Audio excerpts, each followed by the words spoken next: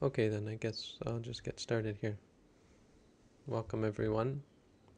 Um, Today is the first time I'll be teaching this early in the morning, and the idea being that there are many people from other parts of the world for whom it's no longer morning, um, and so this session seems a little bit more accessible to people from, say, Europe. So glad to see so many people coming on the first day. That's great. Today I thought I'd do something a little bit different, because I'm involved in a few different projects, um, in my teaching, and it gets to be a little bit repetitive, where I find myself um, saying the same thing in different forums. So one of the great things about the internet is that you can record stuff and leave it for people to play later, and it's just as though they were right there listening. And so that's what I'm trying to do now. I'm recording this, and I'm going to try to use this session to answer some questions for my uh, Ask a Monk series on YouTube. Um, so people will ask questions, and I put up a video answering their questions. And so I'm going to try and experiment to do that here, to answer some people's questions that they've already asked. And if anyone here has questions, please bring them up, and this will be a special Ask a Monk session. So before anybody asks a question, I'm going to go to my Ask a Monk page and pick the question that someone asked recently. This is a question by Dravosig. In your video about walking meditation, you mentioned the possibility of curing the diseases through meditation. Could you say more about it and about the link between practice and health? I think this is a good topic. It's something that we should all understand when we come to practice meditation. That indeed meditation does have several physical health benefits. And on the one hand, we don't want to focus too much attention, or too much of our concern on the physical side.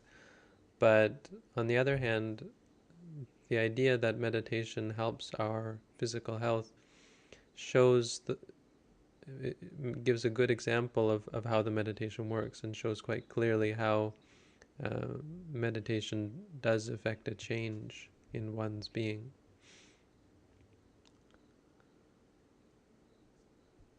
Why I say that we don't want to focus too much attention on physical health is because one of the most important things for mental health is to not worry and fret and concern ourselves about the physical, considering that the physical is not um, stable, it's not permanent, and it's not possible um, to affect a permanent transformation on the body, so as to say that this body is going to last forever, this body is going to be always pleasant and agreeable to me.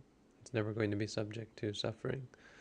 Considering that that's not possible, we have to train our minds to let go. The great thing is that when we find that when we let go of our physical body, in many ways our physical health actually improves, because of the effect that the meditation practice and mental development, because of the effect that our mind has on the body, the ability of our minds to create suffering and to create well-being.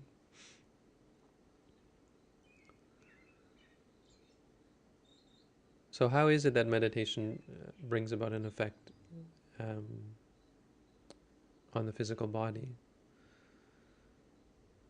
In Buddhism, according to the Buddha, there are 4 kinds of sickness, and each of these types of sickness can be influenced to a varying degree. So it's not to say that meditation is going to cure every sickness. I remember when I first started meditating, um, they explain why we're doing walking meditation and how it helps you out physically as well.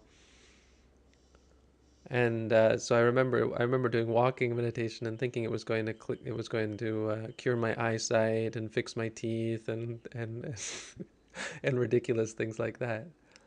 Um, so uh, I think perhaps it's a little bit extreme, but I think for many of us we get this idea as well that somehow meditation is going to be a cure all.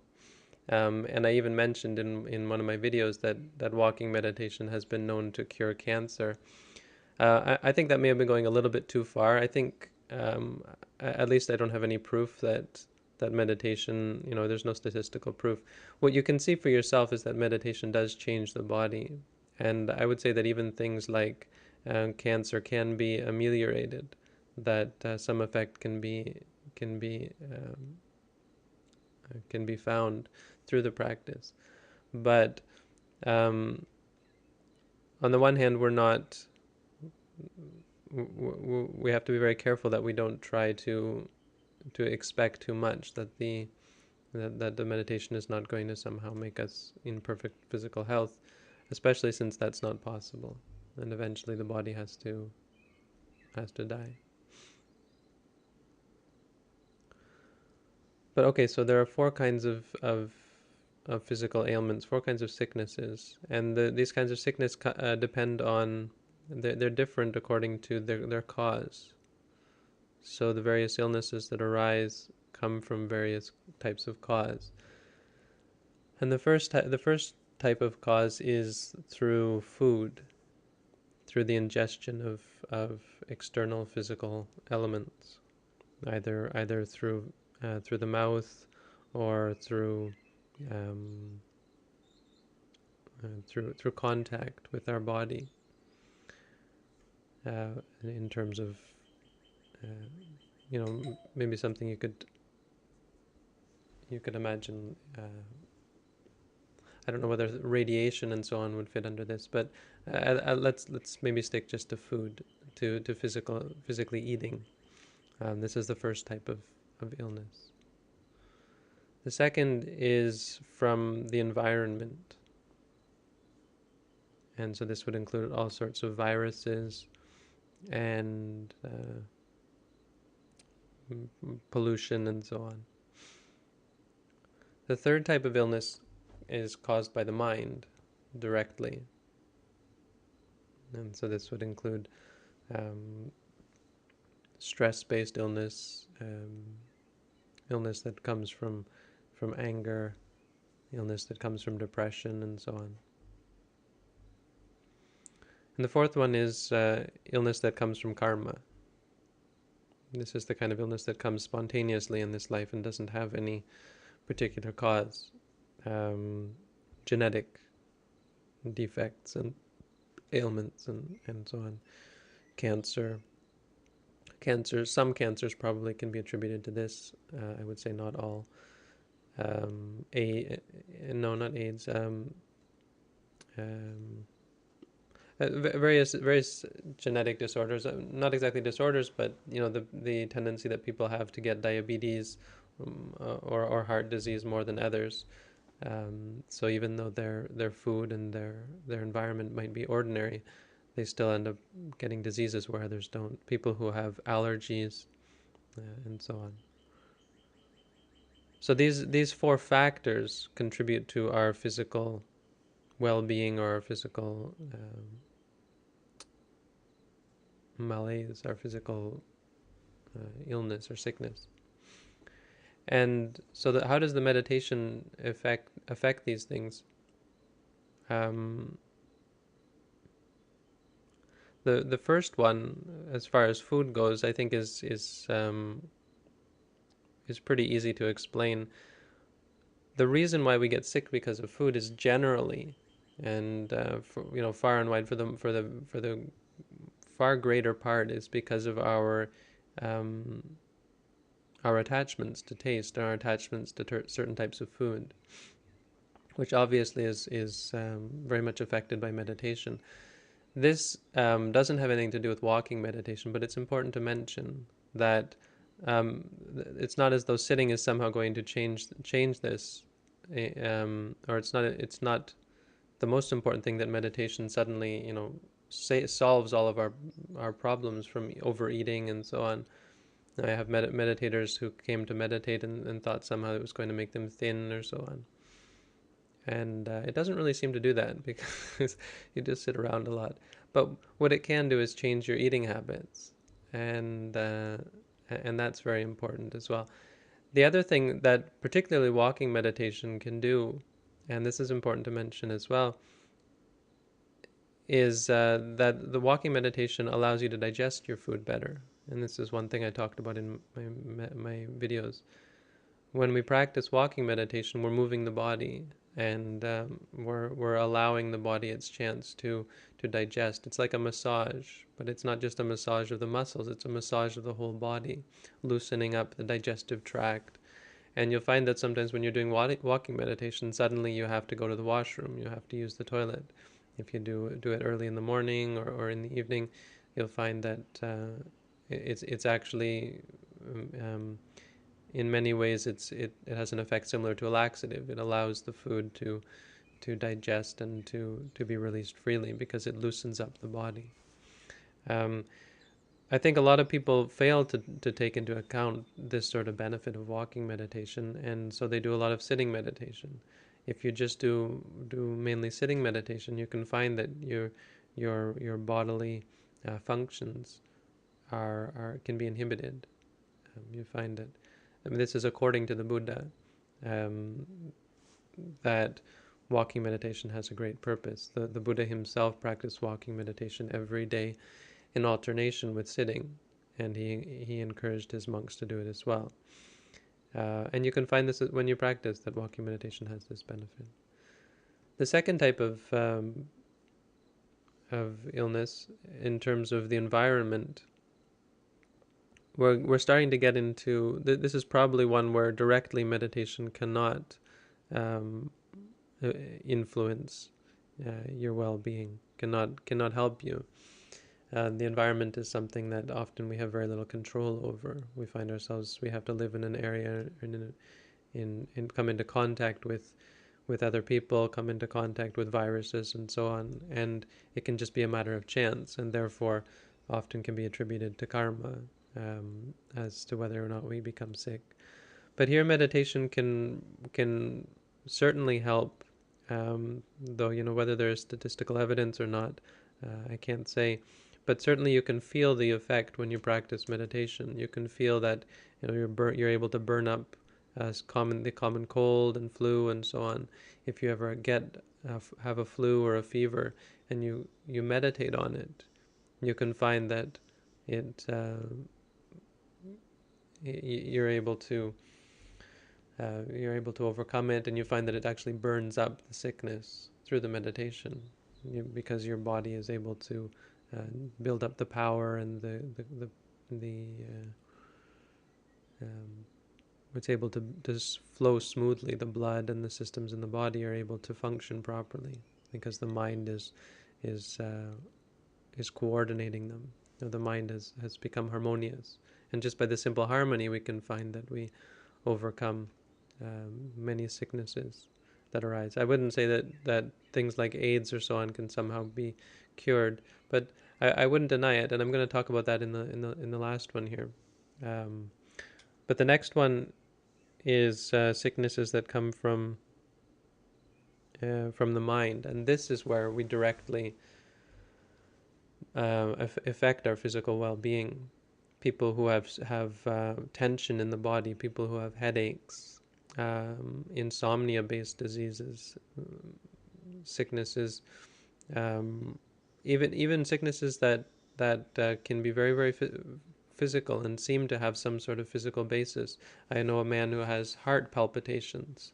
I know a woman who has a urinal tract infection or something, some problem with their urinary tract, and they've both managed to pinpoint it down to their stress, that it comes from anxiety, that it comes from stress, because there's nothing physically wrong with them, and they've done tests these kind of tests where you take some kind of stress inhibitor medication, and suddenly the symptoms go away.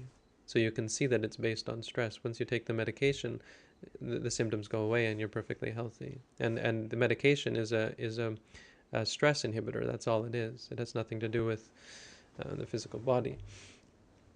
So what you find when you meditate is that not only does meditation do away with your mental illnesses like depression or stress or worry or fear or anxiety, sadness and so on, it also does away with many physical ailments that arise therefrom. It can make your whole system, the system of the body, work much better as a result. The fourth type of illness, and one that I suppose is pretty controversial, and it's much more of a Buddhist um, sort of concept, is the idea that meditation can cure a karmic-based disease, karmic-based sicknesses like cancer or even some sort of genetic defect or allergies or so on, that meditation can actually affect a change. And I'd say there's not much documented evidence in this regard, but um, the theory in the meditation is that there are certain things that are based on karma, that based on things that we've done in the past. And through our good deeds, through our development of goodness, we can actually combat and we can counteract the evil that we've done. There are cases that have been documented by meditation centers of people who have had tumors. Now, whether they were malignant or not, I don't know, and had these tumors disappear before their surgery through meditation. Before they went to do the surgery, they went to meditate, and they meditated strenuously, and suddenly the tumor disappeared, and the doctor was shocked and didn't know where it had gone. These are documented. Um, there are cases of various ailments, again, which might be mind-based or might be karmic-based, that can be cured through the meditation. Walking meditation particularly helps the body, and I want to stress this, because of the movements. When you're sitting, you can focus the mind on a specific point, and it can often help in terms of tumors and so on. But walking meditation affects the whole body. It moves your awareness around the body, and it changes the way we move our body, much in the way that something like Tai Chi does. So in general, meditation, I think, has a great effect on the body, and I would encourage people to undertake walking meditation, and to see that meditation in general has a great benefit for the body, with the caution that it might not have as big of an effect or as immediate of an effect as one would like. And if you're still clinging to the body, especially, it's not likely to have a great impact on your physical well-being, because it's through letting go that we become free from suffering. Okay, so that's a question. I took quite a bit of time there, so if anyone has any questions here, you're welcome to ask them.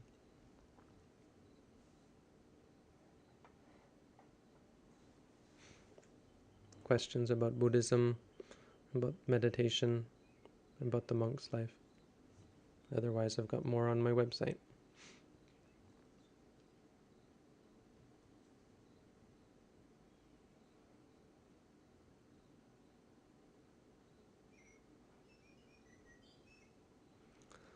Isn't it distracting to walk and meditate? No.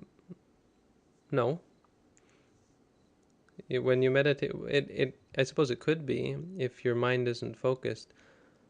But when you walk, you focus your mind on the foot. To say that it's distracting to walk and meditate is to limit yourself to meditating in a very circumscribed set of conditions. Meditation is something that we should undertake at all times, and distraction is in the mind. When you focus your mind on something, your mind is focused. It doesn't really matter what the body is doing.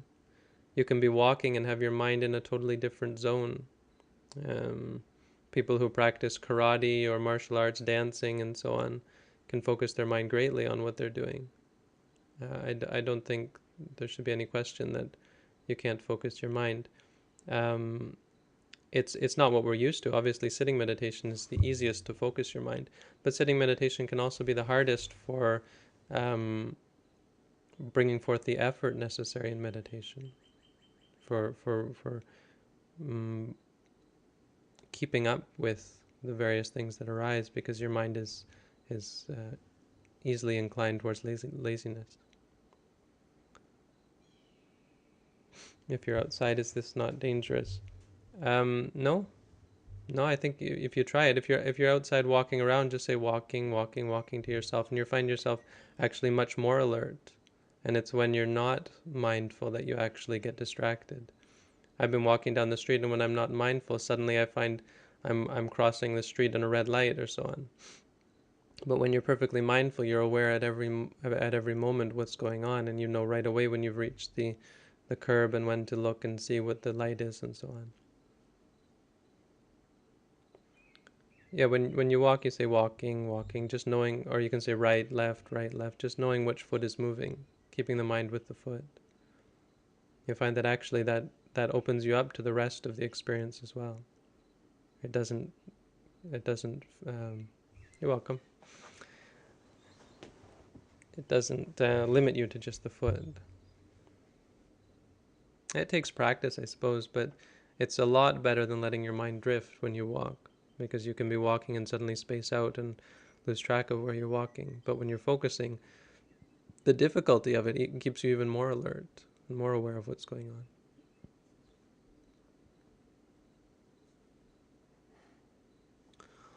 Okay, if there's no other questions, please ask questions if you're interested. I'm just going to go through some other here. Here's one from Simon, or CC Pathless. Hi again, Yuttadhammo. I was also wondering about what we hope to achieve through meditation and Buddhism. Is there a bigger picture to it than being free of suffering and delusions? Sometimes I feel I need some past memories to define my path. Simon. This one comes often where people feel the need for some reason to remember their past lives in order to progress on the path, or in order to be encouraged to continue meditation practice. For non-Buddhists, this isn't really an issue. For people who don't believe in past lives and so on, for them it's just, yeah, I'm here to meditate because I see the benefit of it. And actually, that's the easiest. That makes it really easy to progress on the path. The problem is when we start learning about Buddhist concepts and applying our defilements to them. Um, if you feel the need to remember past lives, say, or gain magical powers or so on, then the obvious answer is that you still have need and you still have desire, and you're never going to progress on the Buddhist path. If you feel like you somehow require these things to gain faith and confidence, then I would say you're trying to gain faith and confidence in the wrong thing. Our faith and confidence should be in the benefits of the meditation practice, that meditation clears our mind, and the immediate benefits, not some sort of next life benefit or so on. Uh, as I've always said, Buddhism doesn't teach this life, next life, past life, not on a deep sense. In the deepest sense, Buddhism teaches the continuation of reality, that reality continues from moment to moment to moment, and when we die, nothing changes. So since nothing changes, it's really not anything special to think about the past life or the next life. These things are just extensions of the reality here and now. We don't need to think about them in order to be fulfilled, in order to be successful in our meditation.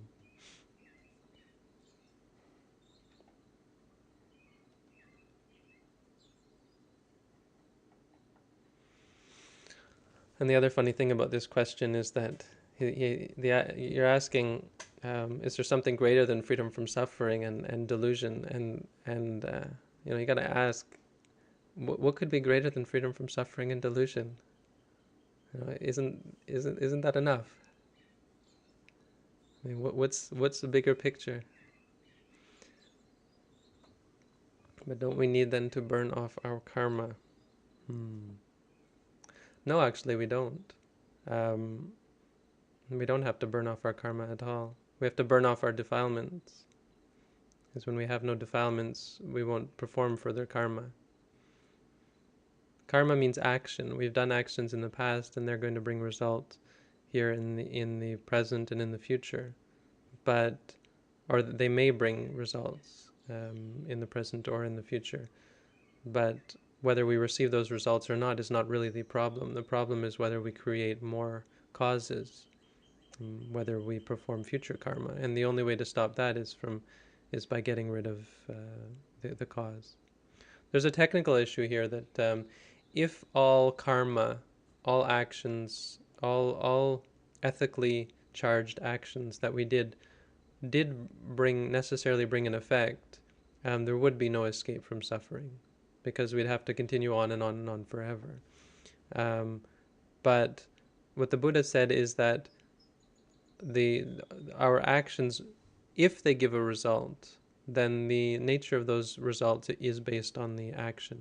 Not that they must give a result, based on the nature of the action. So if we do a good deed, the only result it can possibly bring is a good result.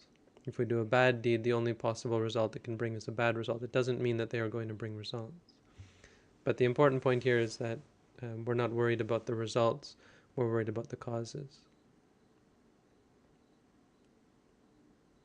We're not trying to stop ourselves from falling into suffering based on things we've done in the past.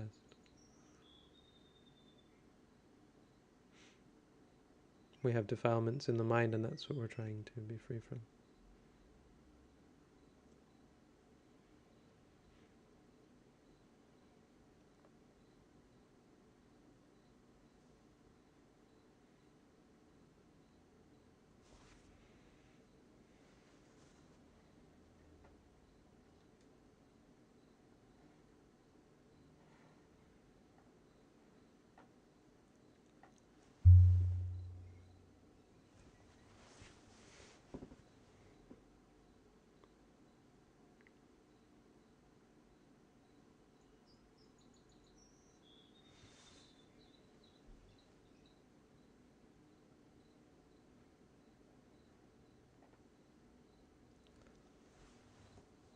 Okay, well, I'm going to stop recording there.